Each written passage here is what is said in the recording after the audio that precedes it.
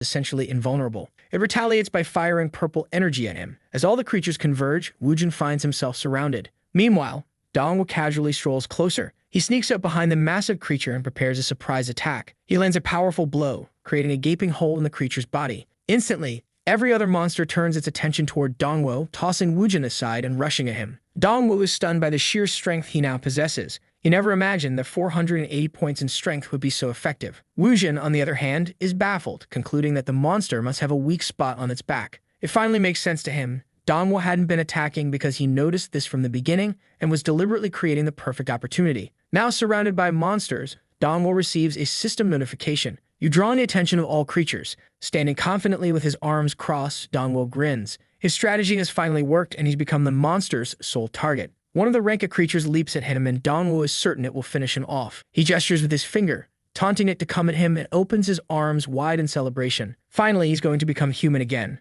But just as the monster is about to strike, a flower appears from behind him. Wujin activates the piercing petal shift. Wujin manages to cut down the creature, leaving Dongwu stunned as the remains fall to the ground. Only 3 messengers remained. While Dongwu feels desolate, Wujin comments that he liked Dongwu's strategy of drawing the enemy's attention. With Wujin having just dealt significant damage, the creatures turn their focus back to him. Dongwu, tearing his hair out, wonders what this guy is talking about. He had worked so hard to become the target of all the monsters. Wujin runs off and Dongwu chases after him, shouting that there's no way he's letting this guy die now. Dongwu punches another creature, creating a massive crater in the ground. He spreads his arms wide and declares that the buff is now with him. Sticking his tongue out at the creatures, he taunts them to attack, proudly proclaiming himself as the perfect target. Standing still with a smug smile, he waits. But of course, Wujin attacks from behind again. The creature shifts its focus and Dongwu yells at it not to flee. Unfortunately, his next punch lands, completely depleting the creature's health bar. Now only 1 messenger remains. Dongwu rushes toward it, pleading, "For the love of God, hit me already." The creature raises its blade, aiming it at him. Dongwu smiles, ready to finally meet his end. But before the attack can land, another petal strikes from behind, slicing the creature apart. The remains fall to the ground and all enemies have been defeated. Wujin compliments Dongwu, saying his combat instincts are truly remarkable. He admits he didn't expect them to work together so efficiently. However, Dongwu is furious. He never wanted teamwork in the first place. Wujin, trying to be gracious, admits he doesn't usually say things like this, but he acknowledges that Dongwu is strong, worthy, even to compete for the greatest glory in the world alongside him. Suddenly, the ground begins to tremble. Electricity crackles from the floor as a voice echoes, announcing that it has been centuries since anyone dared to enter this cavern. The voice says it thought no new prodigy would have the courage to challenge for the title of Demon King. A flash of light blinds them both and a massive blue dragon appears, congratulating them for passing the test. But the dragon declares that the real challenge begins now. Only one of them can leave the cavern alive. They have 10 minutes to fight to the death, and the survivor will inherit the title of Demon King. If they refuse, both will die by the dragon's hand.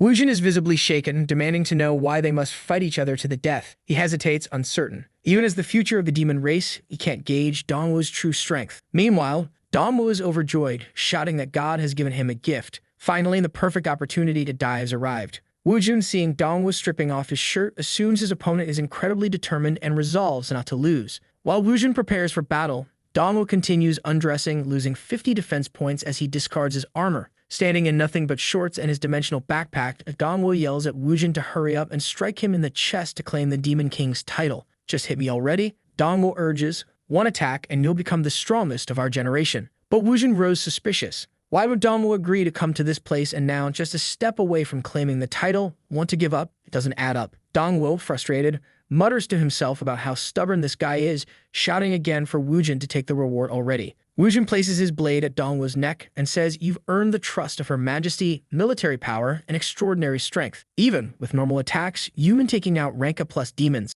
If we fought seriously, I might not even win. So why are you trying to surrender?" Dongwu replies that the city of Yun needs the Hu family. General Hu has followed the king's orders for years and sacrificed everything for this place. He's the true hero of the land, while Dongwu is just a lucky kid whose life doesn't compare to that of a general and his prodigy's son. For the good of the demon race, Dongwu insists he needs to die here. Wujin lowers his head, recalling his mother's words that he should grow up to be a boy with a heart of gold. He realizes that the demon race will only truly become strong if they unite. Deactivating his blade, Wujin admits he has been humiliated. The boy before him, willing to sacrifice himself for the demon race, is the true heart of gold. Meanwhile, Wujin had entered this cavern intent on killing Dongwu from behind. It's difficult to admit, but he had prioritized the title of Demon King over the good of the demon race. The dragon interrupts, reminding them they have only 8 minutes left before both will die. Dongwu starts screaming, demanding to know why Wujin hasn't killed him yet. Wujin calmly says, "The Demon King said we'd both die in 10 minutes. So in the meantime, I want to try something different."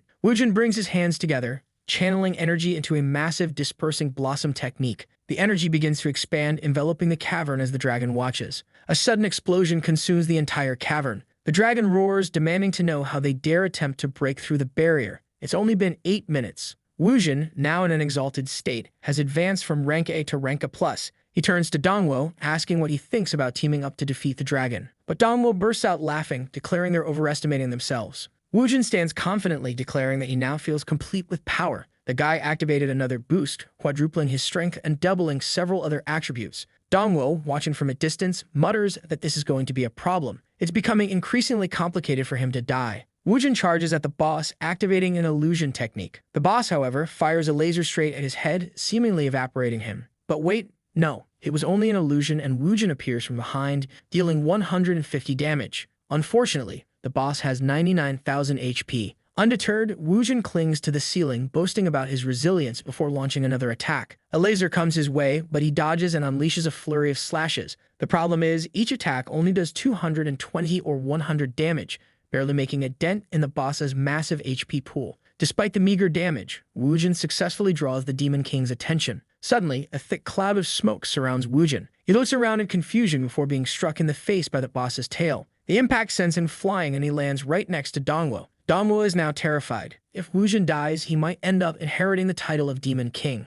The massive dragon lifts its head, preparing an attack. The blast hits Dongwu square in the chest. He's bombarded with attacks while Wujin just stands there watching. Dongwu's HP drops to 1,400 and falls to his knees. Wujin, furious, is moved by how heroic Dongwu is, blocking what would have been a fatal attack meant for him. Wujin pulls a potion out of his pocket, which restores 10,000 HP, and immediately tosses it at Dongwu. Dongwu looks at his HP bar and turns to curse Wujin, but it's too late. Wujin is already preparing resistance and regeneration potions. The barrage of potions rains down on Dongwu, boosting all his attributes. Reluctantly, Dongwu thanks him while standing, now fully buffed. But Wujin wastes no time, charging at the boss with laser-like speed. Wujin closes in on the boss's face, clenching his fist, which glows with green energy. Teleporting from below to above, Wujin lands a series of blows. However, the boss manages to paralyze him with a technique, leaving Wujin open for an attack. Just as the boss is about to strike, Dongwu rushes in from behind. Throwing himself in front of Wujin, he declares, "I'll block this." He takes another laser straight to the stomach. His HP starts dropping, and he's thrilled until Wujin throws another potion at him, healing 5,000 HP. Dongwu, furious, yells at Wujin to stop tossing potions, but Wujin just smiles and says, "Don't worry, I'll always have your back, my friend." Together, they continue fighting the Demon King in the cavern until the boss's HP bar finally drops to half. Wujin, crouching, remarks that at this rate, they might actually win. However, the system warns them that reaching half HP has triggered the boss's passive ability, Lake's Return, a rank SS skill that regenerates 100,000 HP per minute. Wujin, stunned, exclaims that this makes no sense. Even if they attack non-stop, they wouldn't be able to outpace the regeneration. The boss taunts them, saying they're far too weak, and it's laughable that they believe they could kill a god. With a deafening roar, the boss inflicts massive damage on both of them. The roar applies numerous debuffs, including poison, which causes their health to steadily decline. Both warriors collapse to the ground. Dongwu is nearly face down, while Wujin activates a one-time survival skill that saves him from death. He struggles to stand, but their potions are completely depleted.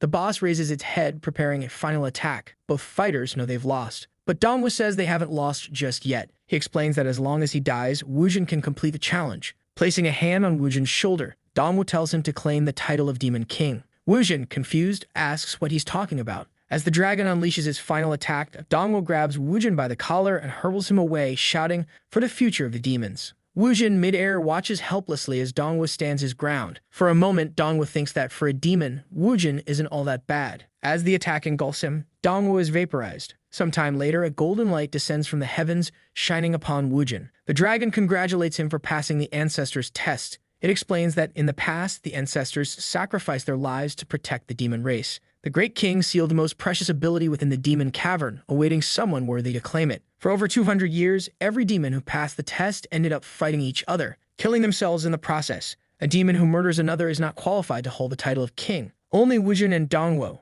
who supported each other until the end, have truly faced the challenge together. Wujin earns recognition as a strong man worthy of the Demon King's legacy. The dragon explains that